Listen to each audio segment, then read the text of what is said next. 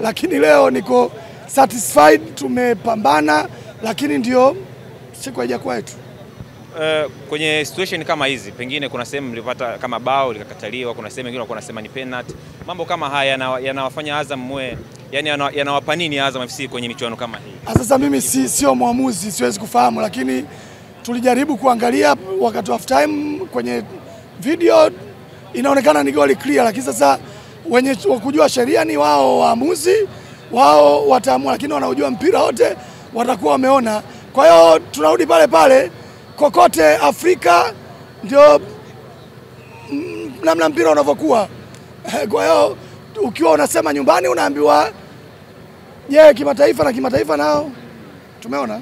Hii inawakatisha tamaa kuelekea kwenye mechi zilizobaki? Haitukatishi, sisi tuko msimu wetu wa mwanzo, tuko kwenye kujifunza, lakini tunapambana, bado tuna mechi 4, tunaendelea kupambana ili kupata chochote tutajua mwishoni. Kuna Azam inacheza vizuri zaidi kwa timu kubwa kama hii ambao watu wengi waliipa ukubwa kwenye kundi. Kwa kama kiongozi inakupa taswira gani kwa wachezaji wao? Hata mechi iliyopita tumecheza vizuri, isipokuwa tukacheza taratibu sana.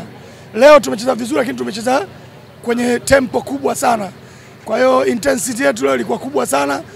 Nafasi tumepata, ukiondoa hiyo ambayo hatujui official wameamua kwa namna walivyoamua, lakini nafasi zingine tumeweza kuzipata, lakini tumeshindwa tu sisi wenyewe kufunga, na wao wamepata nafasi 2, moja ilikuwa Aziz Ki nadhani kipindi cha kwanza, na ile ya kipindi cha pili ndio walofunga. Kwa hiyo ndio hivyo. Kwa leo mmecheza nyinyi pamoja na Young Africans. Young Africans amemanage kupata suluhu kwa maana kutokufungana kule Algeria. Pia una nini cha kuzungumza? Ndio hicho ninachokuambia, matokeo unaweza kupata kote. Hawa wametufunga, tunaweza tukaenda kule sisi tukapata draw.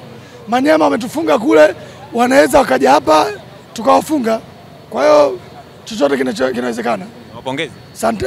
Wapongezi Young Africa. Sasa mimi sina mechi yangu bwana. Kila mtu na mechi yake. Kila mmoja na mechi. Asante sana Vice.